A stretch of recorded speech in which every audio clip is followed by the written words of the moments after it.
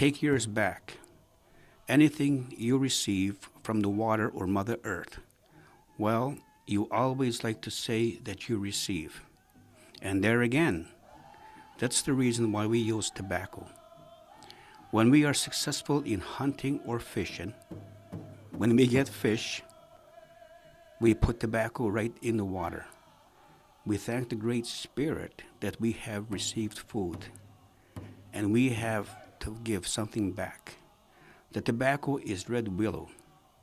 That's the tobacco that I use now, and I make a lot of it. I carry it with me all the time. I learned from my grandmother.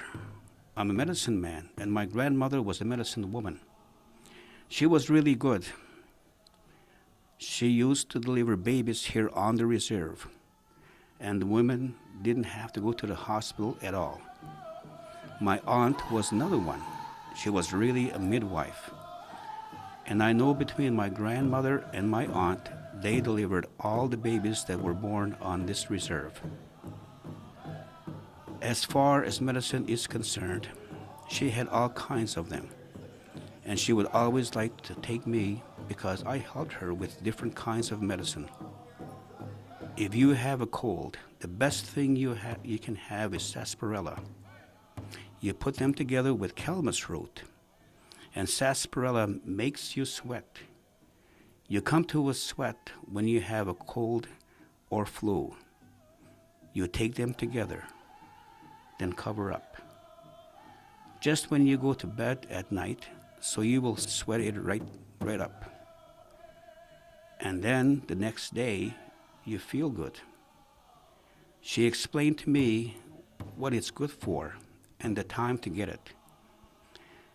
You take calamus root. We get that in the fall, before the frost hits the ground. You take the root. Once you get that, you bring it home. You wash it and scrape the dirt.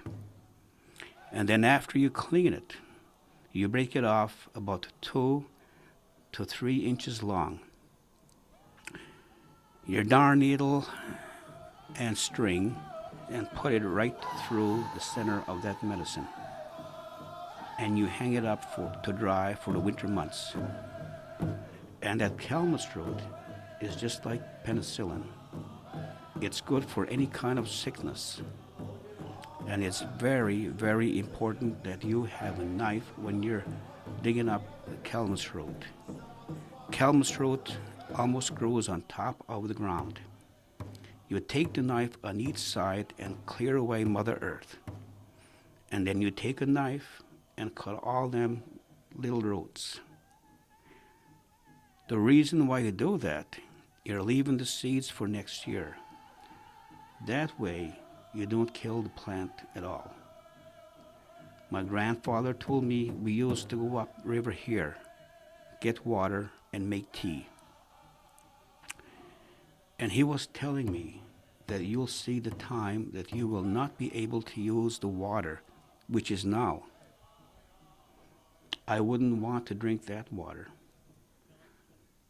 All them towns up a river, all them factories, all that soot going into the St. John River. How can you purify that? By purifying that, you would have to eliminate all the sewers that flew into the St. John River. My grandfather said the salmon would be the same way. In just a few years, that salmon here, we won't be able to eat it from this corruption from the river.